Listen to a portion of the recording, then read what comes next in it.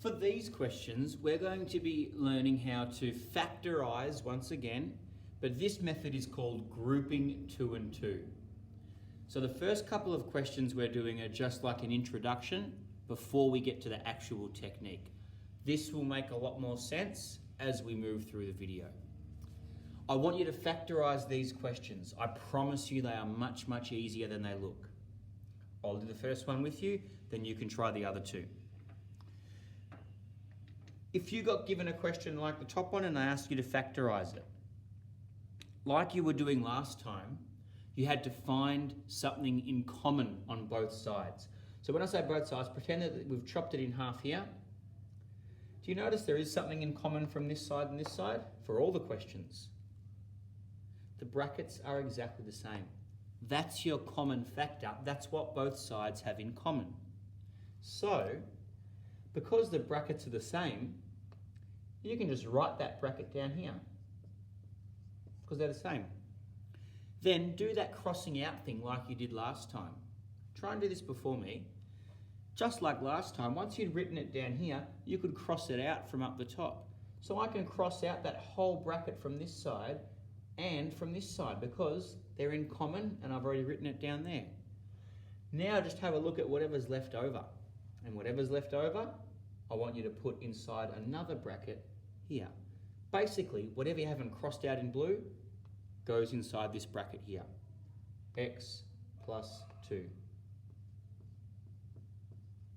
And that's your final answer. Pause it now and try and do the other two. Okay, here are your answers. Both of these brackets say x minus 8, so I've written it down there. That means I can cross them out. What's left over? A plus 6, so it goes in another bracket next to it. And the last one, both of these brackets say m plus 2, so I've written it down there. Because I've written it down as them being in common, I can cross them out. And then whatever's left over, I put inside another bracket here. 3x minus 5y, and that's your answer. Common question students ask here is, does it matter what order I write the brackets in? The answer is no. It doesn't matter which bracket you write first. Your answer's still correct.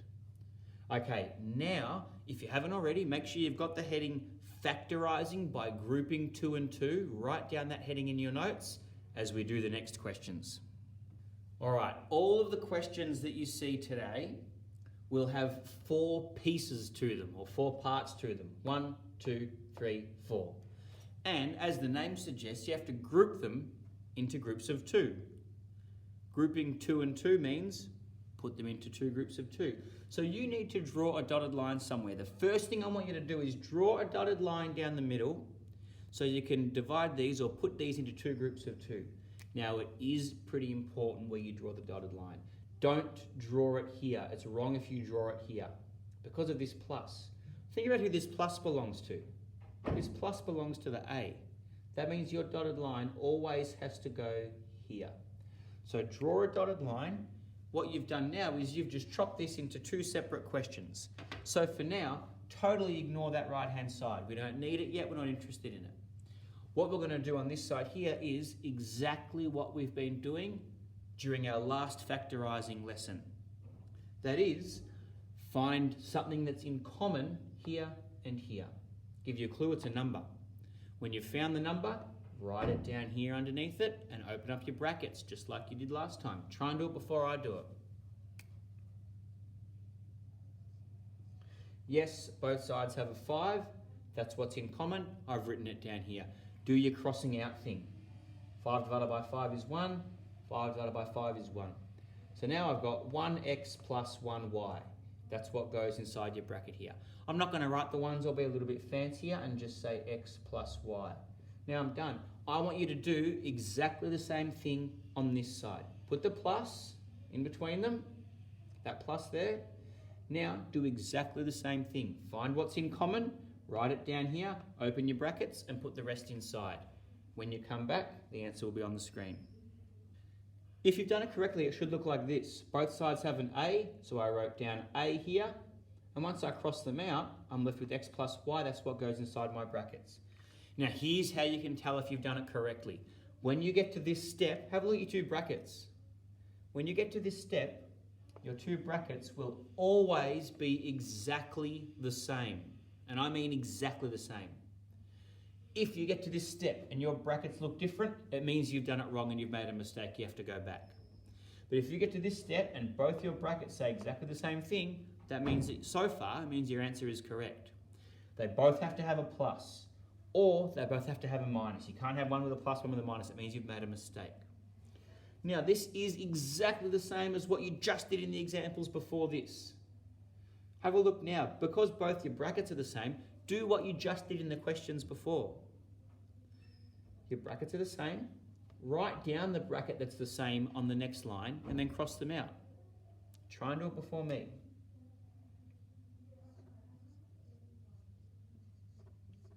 Both of those brackets say x plus y, so I've written it down there. Open your next bracket. Once you've written down the brackets that are the same, cross them out.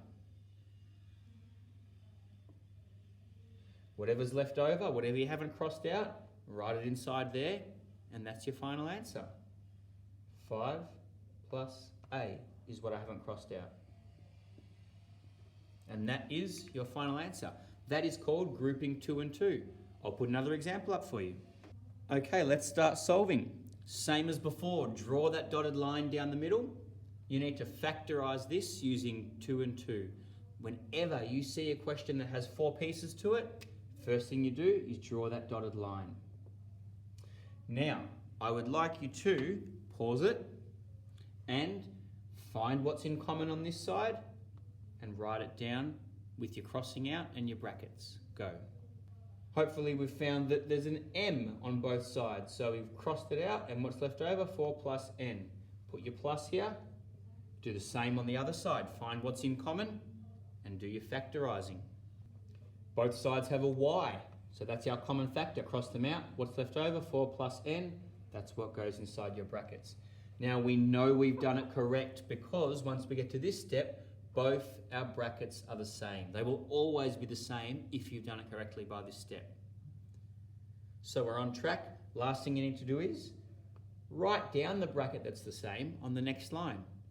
Then do your crossing out thing. Whatever's left over goes in another bracket next to it. Go.